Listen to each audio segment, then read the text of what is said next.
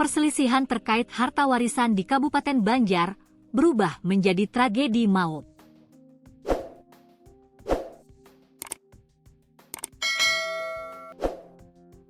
Akibat konflik kepemilikan harta warisan berupa tanah dan rumah, Mi, 49, tega menghabisi nyawa adik kandungnya AK, 46. Pengungkapan kasus ini berawal pada Minggu, 14 Desember 2025, malam sekitar pukul 23.30 WITA.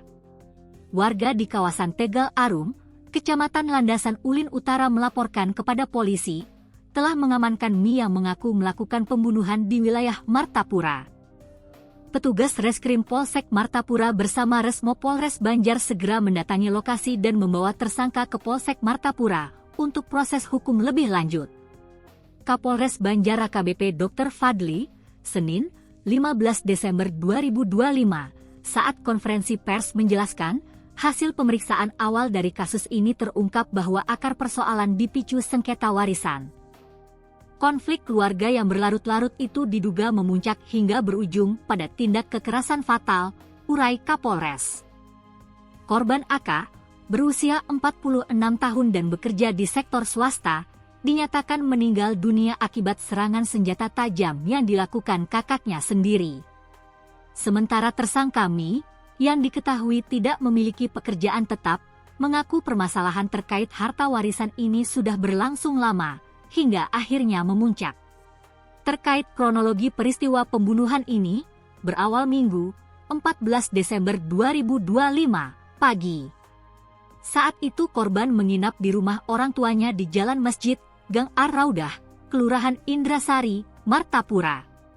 Di rumah tersebut juga tinggal sang kakak yang tak lain adalah tersangka Mi. Saat memasuki waktu sholat subuh, korban pergi ke masjid untuk melaksanakan sholat subuh berjemaah. Sementara tersangka Mi menunggu adiknya selesai melaksanakan salat subuh. Ketika korban tiba di depan rumah, tersangka Mi langsung menyerang adiknya dengan tebasan parang.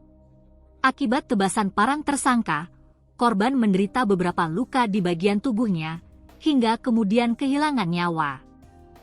Atas perbuatannya, Mi dijerat pasal 338 KUHP tentang menghilangkan nyawa orang lain dengan ancaman hukuman maksimal 15 tahun penjara. Dalam pengungkapan kasus ini, polisi turut menyita sejumlah barang bukti, antara lain pakaian korban yang berlumuran darah, satu bilah senjata tajam jenis parang lais sepanjang sekitar 55 cm beserta kumpangnya, serta pakaian yang dikenakan pelaku saat kejadian.